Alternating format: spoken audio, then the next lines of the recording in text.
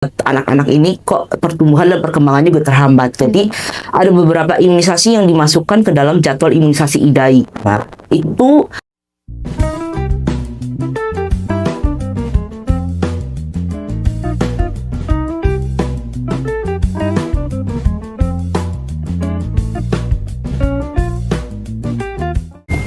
Halo sahabat Hermina, kembali lagi dalam rangkaian acara kita Observasi Hermina, obrolan seru varian edukasi. Perkenalkan, saya Dr. Mela, saya dokter umum di Rumah Sakit Hermina Podomoro. Nah, sahabat Hermina, kali ini kita kedatangan narasumber yang hebat banget nih, Dr. Mira Kusuma Wardani, spesialis anak. Halo dokter. halo, selamat siang. Silahkan dokter, perkenalkan diri dok. Oke, halo semuanya, sahabat Hermina. Nama saya Dr. Mira Kusuma Wardani, spesialis anak. Saya bekerja di Rumah Sakit Hermina Podomoro sebagai dokter anak. Oke, kali ini kita akan membahas topik yang menarik ya dokter. Ini kita mau membahas tentang imunisasi nih dok. Kira-kira apa aja sih beda imunisasi dasar dan imunisasi lengkap? Nah, ini ada beberapa pertanyaan yang diajukan dok yang cukup menarik kita bahas. Yang pertama, kira-kira apa sih dok pengertian dari imunisasi dasar pada anak dok? Oke, pertanyaan ini sering banget ya ditanya, apalagi pada saat kita konsultasi di poli. Imunisasi dasar itu apa sih sebenarnya? Imunisasi dasar itu adalah rangkaian beberapa imunisasi yang memang diwajibkan terutama pada anak usia 0 sampai 1 tahun. Nah, imunisasi itu diberikan pertama kali dilakukan secara serial beberapa bulan pertama, nanti ada jadwalnya juga. Diberikan untuk apa? Untuk membuat imunitas untuk pertama kalinya pada anak-anak tersebut. Jadi memang wajib diberikan sehingga pemerintah juga membuat program dan didistribusikan juga di beberapa pertama seperti puskesmas atau posyandu untuk dijalankan. Oke, jadi wajib diberikan ya dok, yang mutlak gitu ya. Nah, untuk yang berikutnya nih dok, kira-kira vaksin apa aja tuh yang termasuk dalam imunisasi dasar yang serial itu dok? Oke, beberapa imunisasi yang memang dimasukkan dalam program imunisasi dasar itu kita urutkan saja ya. Dari 0 bulan itu ada hepatitis B, kemudian 1 bulan BCG, kemudian ada DPT, yaitu difteri, pertusis, dan tetanus. Biasanya diberikan combo tuh DPT. DPT itu biasanya di combo, difteri, pertusis, tetanus, hepatitis B, HIV, dengan polio. Nah, polio itu ada 2 macam, polio tetes dengan polio suntik. Ada beberapa imunisasi yang baru juga dimasukkan dalam imunisasi dasar nih, yaitu rotavirus dengan PCV.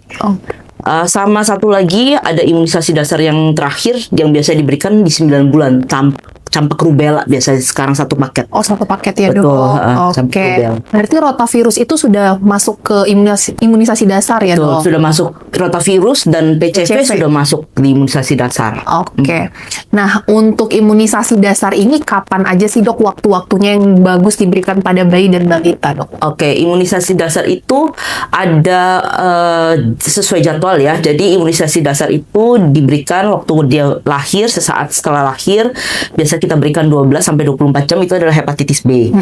Terus kemudian BCG di usia 0 sampai 1 bulan, paling telat 2 bulan pertama.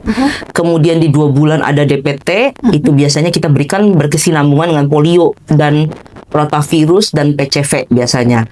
Nah, imunisasi dasar itu biasanya kita berikan di usia 2 bulan, 3 bulan, dan 4 bulan untuk DPT, polio, dan rotavirus dan PCV. Kemudian ada imunisasi dasar lagi di 9 bulan, yaitu campak dan rubella. Setelah itu 1 tahun ke atas itu biasanya kita booster. Nah, itu bukan imunisasi dasar lagi, tapi imunisasi booster. Booster ya dok ya. Oke. Nah, tadi kita udah bahas tentang imunisasi dasar ya dok yang wajib diberikan. Nah, kalau yang imunisasi lengkap ini apa sih dok bedanya dengan imunisasi dasar dan kapan harus diberikan gitu?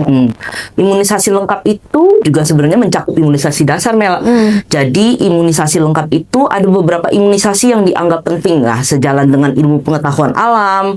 Jadi ditemukanlah beberapa vaksin yang bisa mencegah beberapa penyakit yang penting untuk dicegah juga, yang bisa membuat anak-anak ini kok pertumbuhan dan perkembangannya juga terhambat. Jadi ada beberapa imunisasi yang dimasukkan ke dalam jadwal imunisasi IDAI. Nah, itu ada beberapa tambahannya, yaitu seperti influenza, Japanese encephalitis, kemudian ada hepatitis A, imunisasi tifoid, begitu.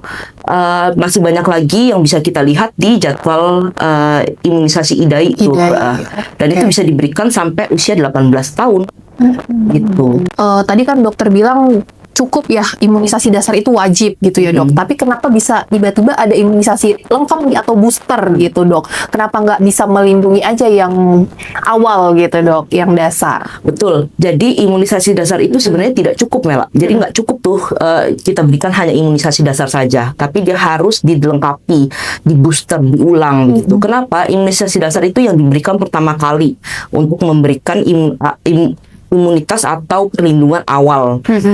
Tapi perlindungan awal itu tidak bisa melindungi secara utuh begitu. Jadi dia harus diulang. Kenapa? Vaksin itu kan seperti yang kita ketahui adalah pemberian imunitas, tapi tidak sekuat infeksi sebenarnya. Jadi dia cuma untuk latihan perang dalam tubuh anak itu supaya dia bisa menciptakan imunitas, harus diulang berkali-kali supaya bisa melindungi secara optimal begitu.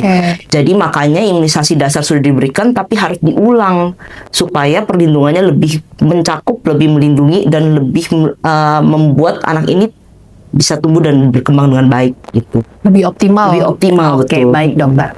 Nah, kalau misalnya ada jadwal yang terlewat nih dok pada saat imunisasi lengkap, kalau booster ada waktunya ya dok ya.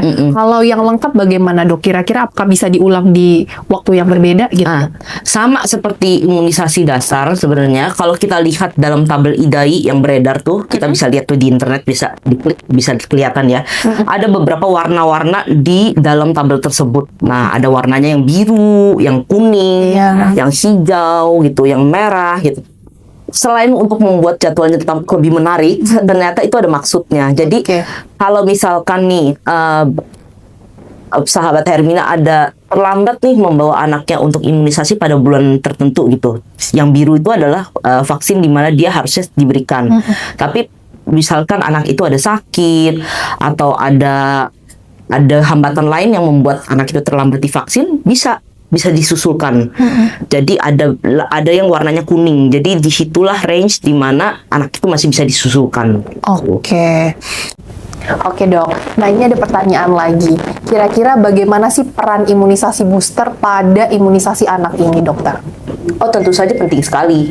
Booster itu penting banget karena dia bisa meningkatkan perlindungan terhadap anak itu terhadap suatu penyakit yang dilindungi dari vaksin yang awal.